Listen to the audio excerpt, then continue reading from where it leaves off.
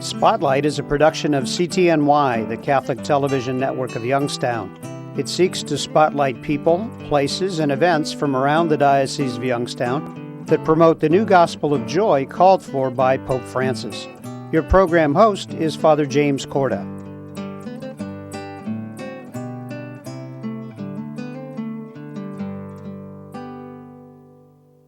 Hello and welcome to this special edition of Spotlight. I'm Father Jim Korda. Today we're going to talk about clergy sexual abuse. And joining me in today's show is Bob Elder. Welcome to our show. Thank you. I think I'd like to let the folks know that are with us that some of our discussion might be difficult at times or disturbing for them. So we just want them to be prepared if there's something we say that might not sit well with them. We want them to know that this is an important topic and discussion that we are going to have today. I think what I'd like you to do, if you could, Bob, for us is very briefly just tell us your story, why you are at this point right here. Okay, thank you. First of all, I appreciate the opportunity to speak to yourself and members of the audience. Yes, I was born and raised in Warren, Ohio. Well, not born, but raised in Warren, Ohio. And at the age of 9, I was abused by a priest who at that point wasn't a priest yet. He was a deacon being ordained. He was ordained shortly after. Through the years, the effects of that, were a lot of what, you hear. There was drug abuse, there was alcohol abuse, two failed marriages, stuff that you hear a lot about.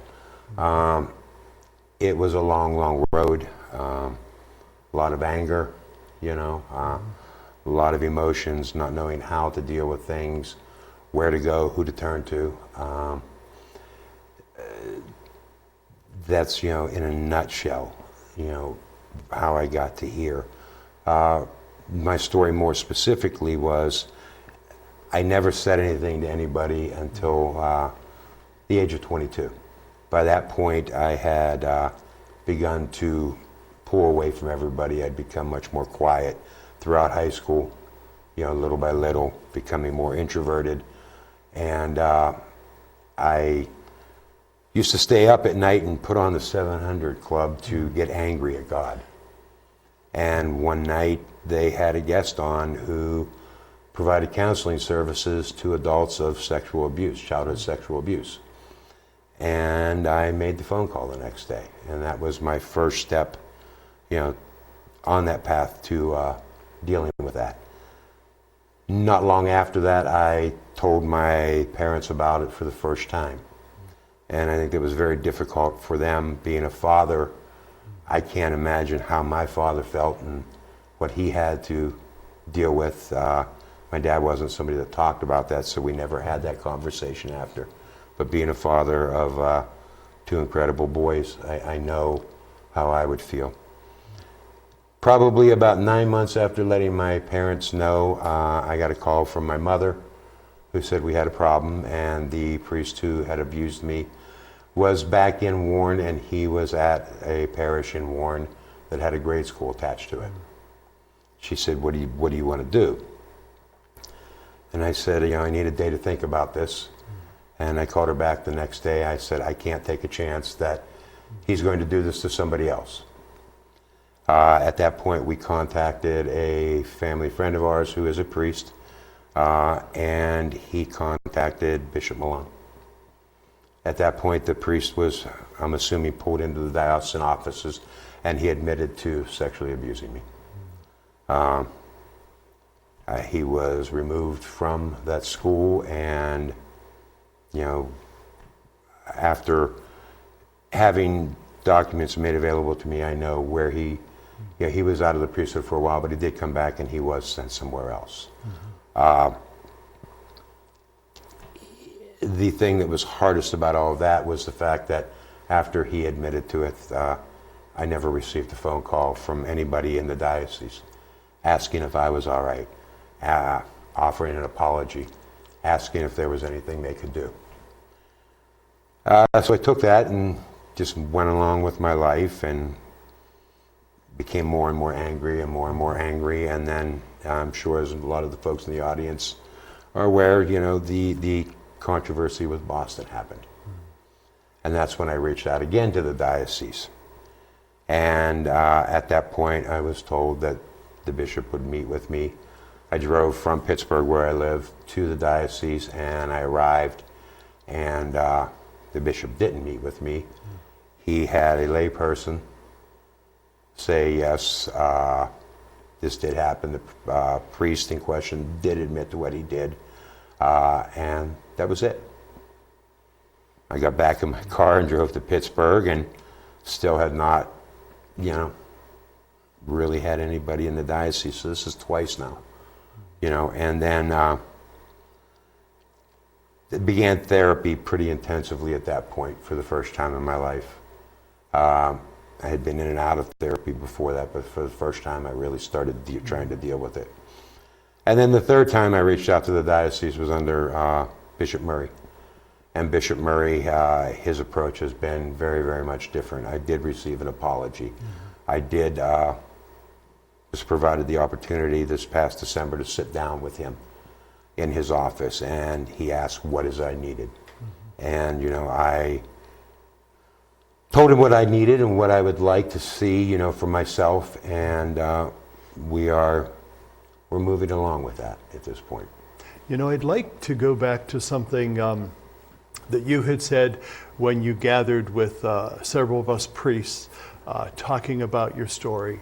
And one of the things that we are kind of taught as priests to say to people always is, I'll pray for you, I'll keep you in my thoughts.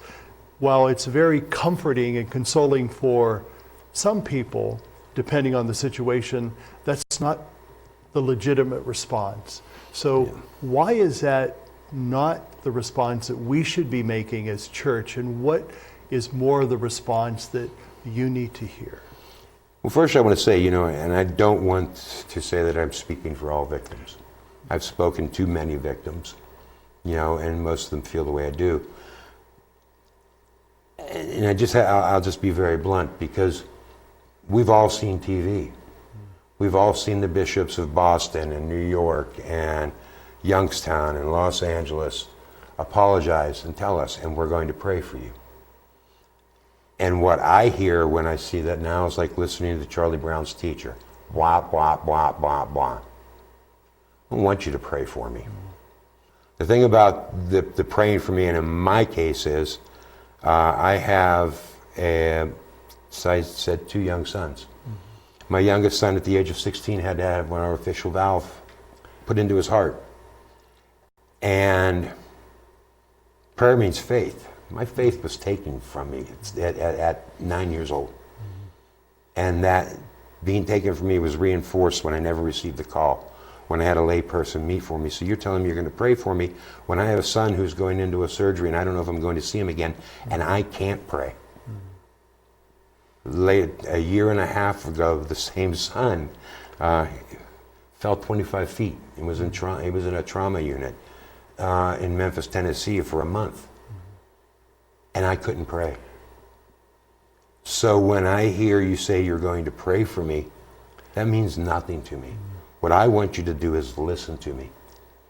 I want you, with empathy, to hear what I'm saying, to feel the anger, to feel the pain, to feel the abandonment that for years I've carried, to feel how I've looked at the church, and to me there's this organization that should have been there for me, but they turned their back on me time after time after time again. So when you tell me you're going to pray for me, that means nothing to me.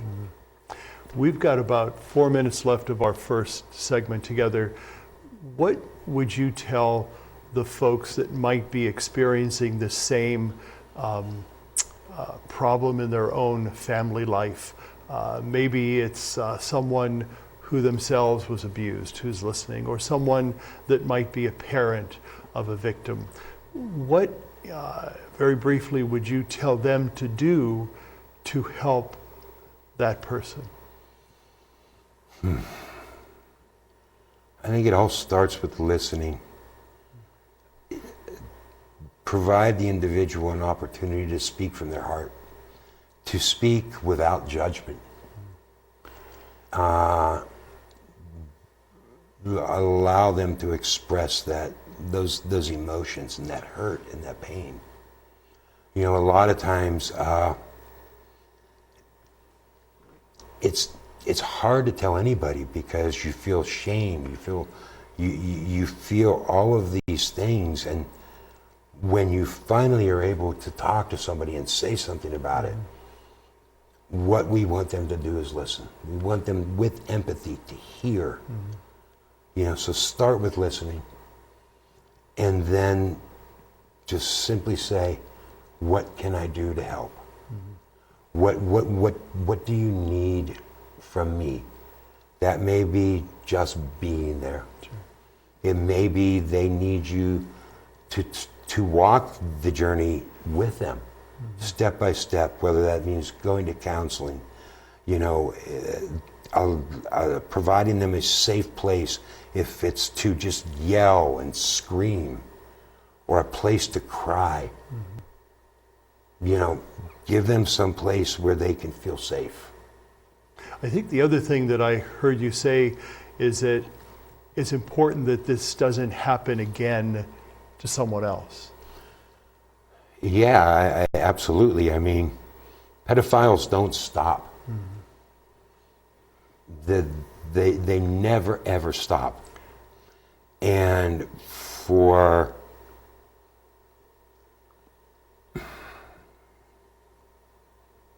anybody to think that they do, you're misinformed. You know, research whatever you want to do, whatever you want to look at.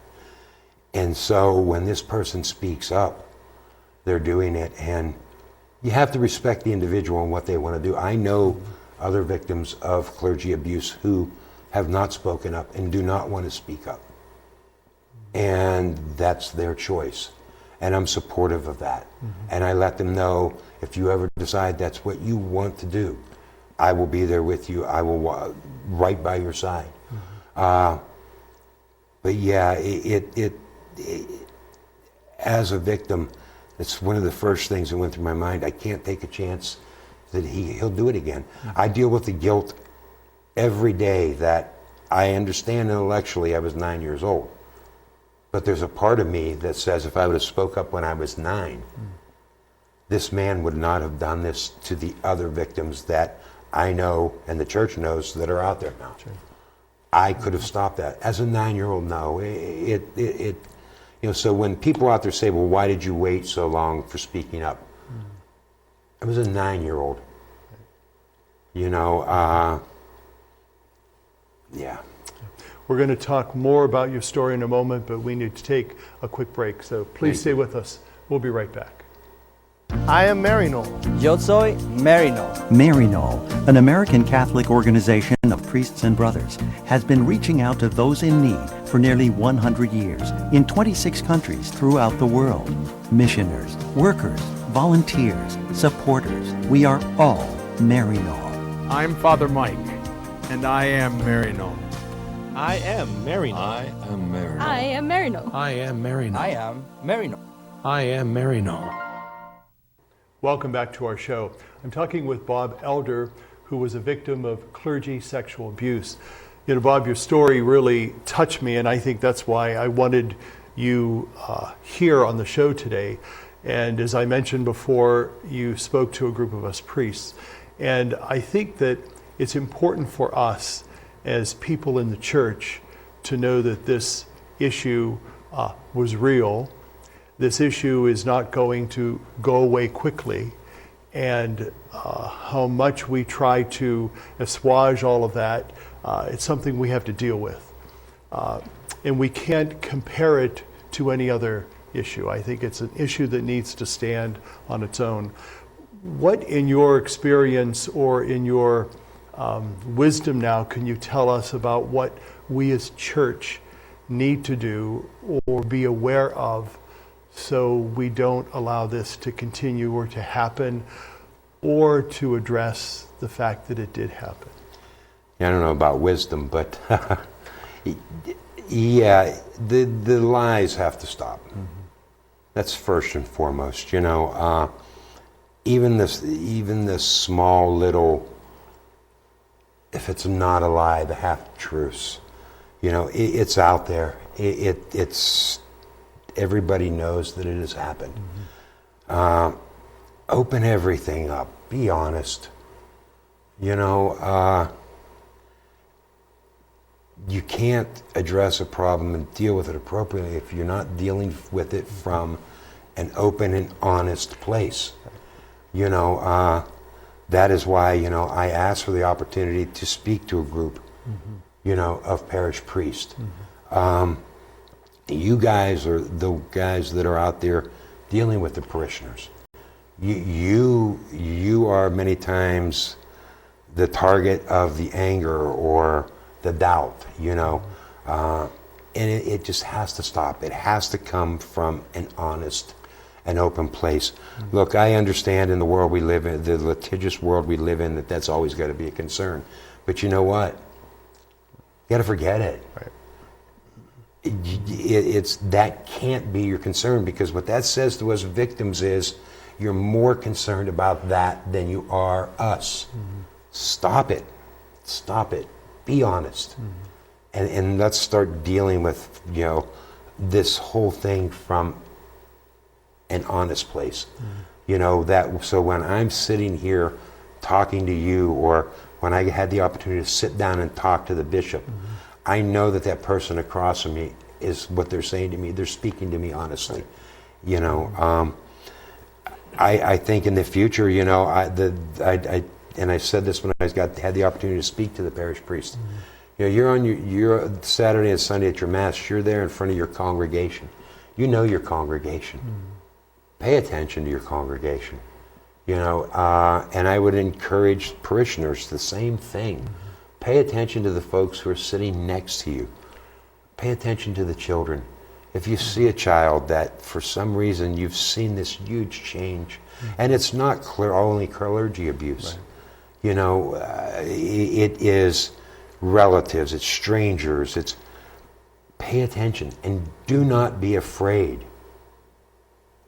If you have that suspicion, to speak to somebody where that can be addressed. There's an awareness that has to be there. We all have to have that awareness. And I think there's that word that we don't always like to use at times as church, and that's accountability. We really do have to be accountable for what we do. And I think we are not perfect, and the church as an institution, for better or for worse, is not always perfect. But yet we have this need to, as you had mentioned, to be honest, to be supportive of those who are hurting in a way where we do listen and understand, and not just say something that might try to soften the very delicate and very difficult situation that we find ourselves in. Oftentimes when I talk to priest friends, this is an issue that has affected us. And we know that it will be with us for years to come. How do we get beyond that is something we have to deal with.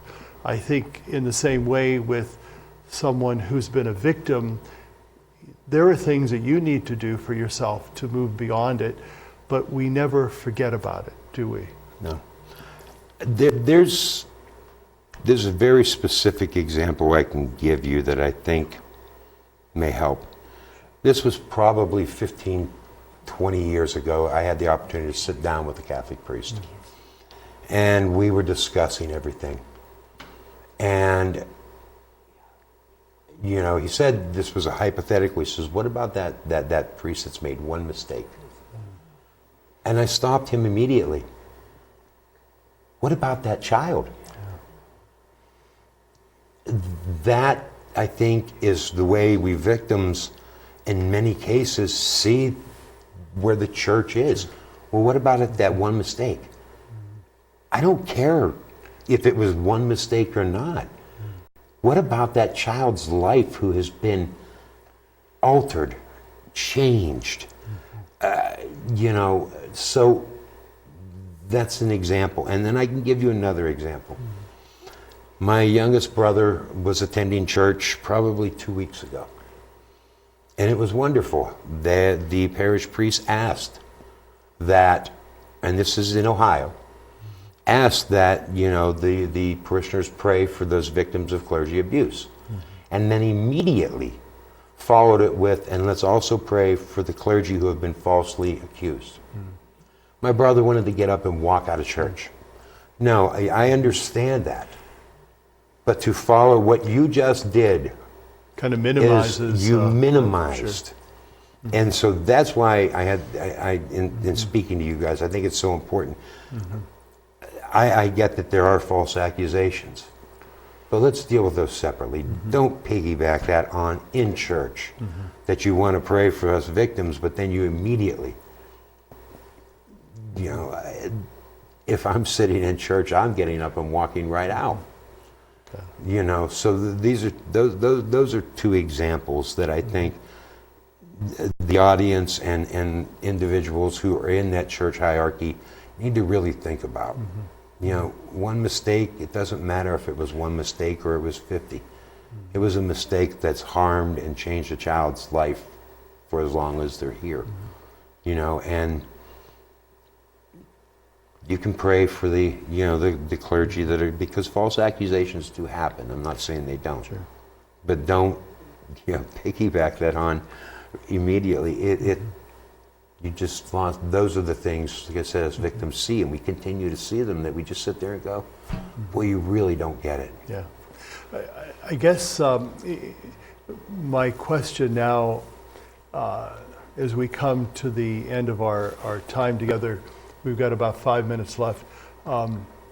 What can I do? What can I, as not just a priest, but what can I as an adult do to help the situation? Because we know it exists. We know it's there. What can I do to really help that?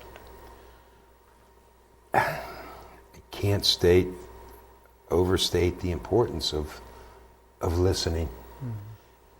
And don't just do it for the sake of listening. Feel. That's one thing I hope I accomplished when I spoke to the group of priests, was that you felt the emotions that I felt. So that when you do run into somebody else, that you listen empathetically.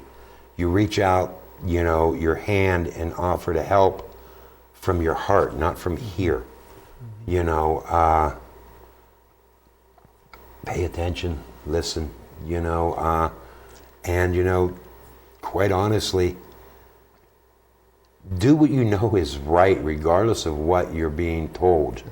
Sometimes doing the right thing isn't the easy thing, and you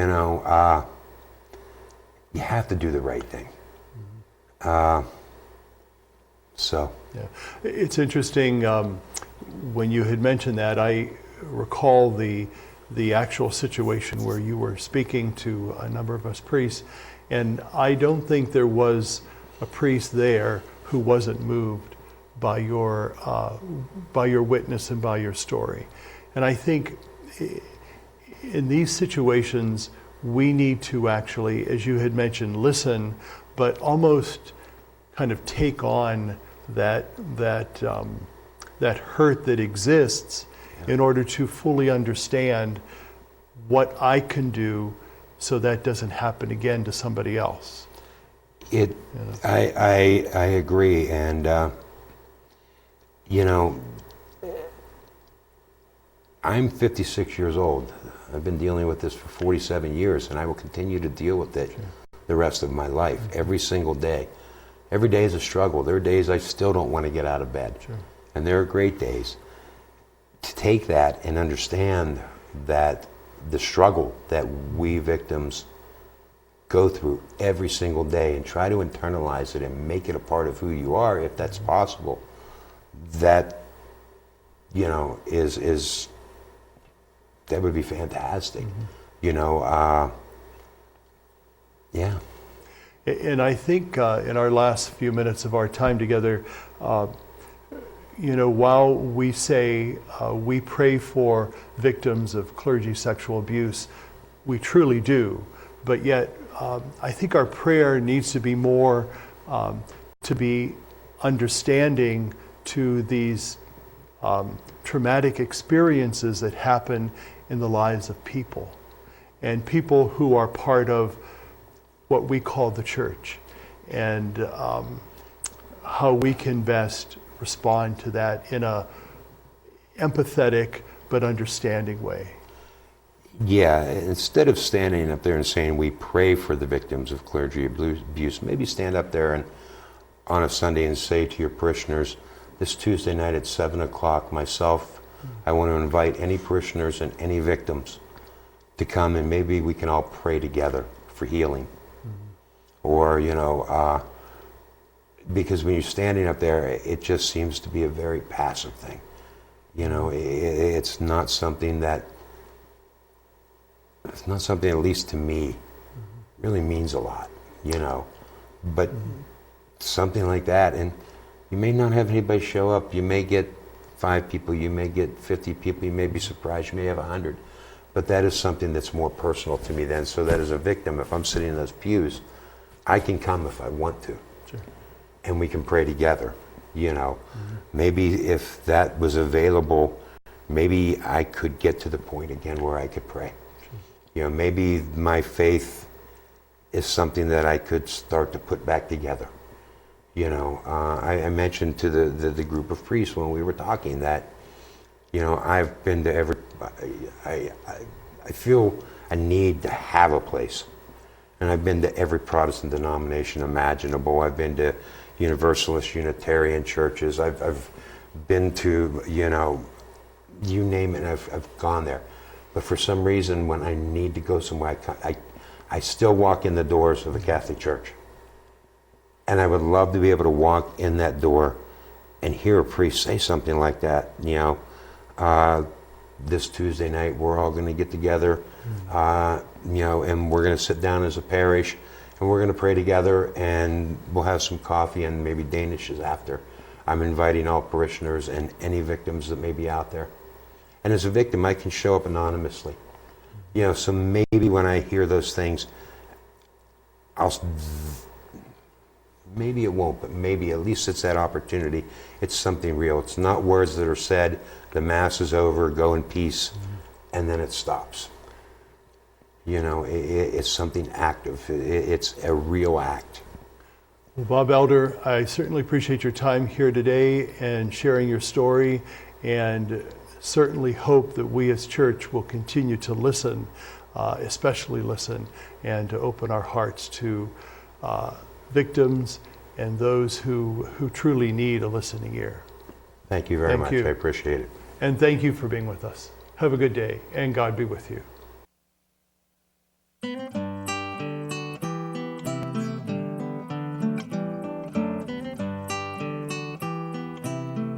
Spotlight has been a production of CTNY, the Catholic Television Network of Youngstown. Your program host was Father James Korda.